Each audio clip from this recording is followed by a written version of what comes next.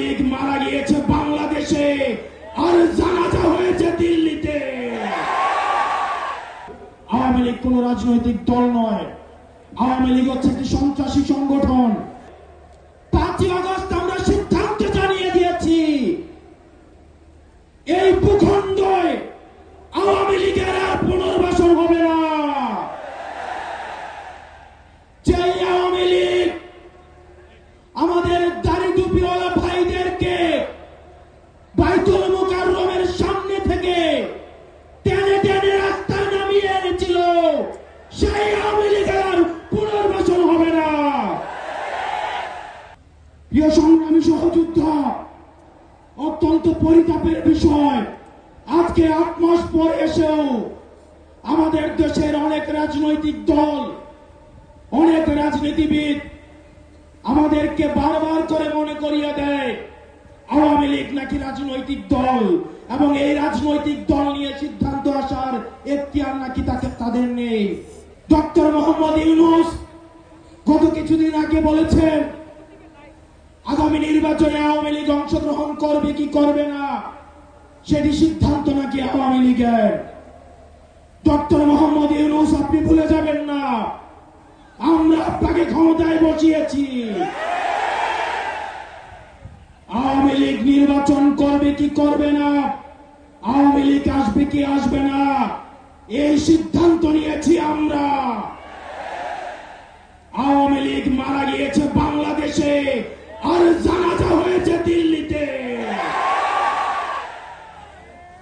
আমার ভাই আপনার এবং শহীদ আবু আলিফের রক্তের উপরে পাড়া দিয়ে এই আওয়ামী লীগ বাংলাদেশে আসবে না। এই সংস্কার আমাদের দেশের সবচেয়ে বড় সংস্কার, আওয়ামী লীগকে নিষিদ্ধ করতে হবে। কোন কিন্তু অথবা নেই, আচ্ছা দেখছি এরকম কিছু নেই, আওয়ামী লীগকে নিষিদ্ধ করতেই হবে। আপনারা ভুলে গেলে চলবে না, আওয়ামী লীগ কোন রাজনৈতিক দল নয়। ৭১ পরবর্তী সময়ে আপনারা দেখেছেন শেখ মুজিব সর্বপ্রথম বাকশাল কায়েম করে গণতন্ত্রকে গলা টিপে হত্যা করেছে। এই বাকশালী দিয়ে ৩০,০০০ জাসদ কর্মীকে হত্যা করে সারা বাংলাদেশে কসাইতন্ত্র কায়েম করেছে। আওয়ামী লীগের লুটপাটের কারণে আপনারা দেখেছেন ৭৪-এর দুর্ভিক্ষে ১৫ লক্ষ মানুষ মারা গিয়েছে। আমরা বারবার করে বলতে চাই, আওয়ামী লীগ কোন রাজনৈতিক দল নয়, আওয়ামী লীগ হচ্ছে একটি সন্ত্রাসী সংগঠন। এই সন্ত্রাসী সংগঠনকে নিষিদ্ধ করার মধ্য দিয়ে আমরা সংস্কার দেখতে চাই।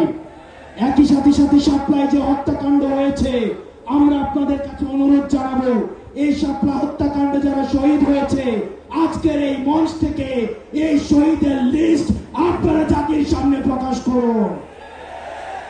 একই সাথে হাসিনার এই ফাঁসি না হওয়া পর্যন্ত প্রয়োজন হলে আমাদের শেষ রক্তবিন্দু দিয়ে এই তরুণ প্রজন্ম আমরা হাসিনার ফাঁসি নিশ্চিত করা পর্যন্ত আমরা আন্দোলন চালিয়ে যাব।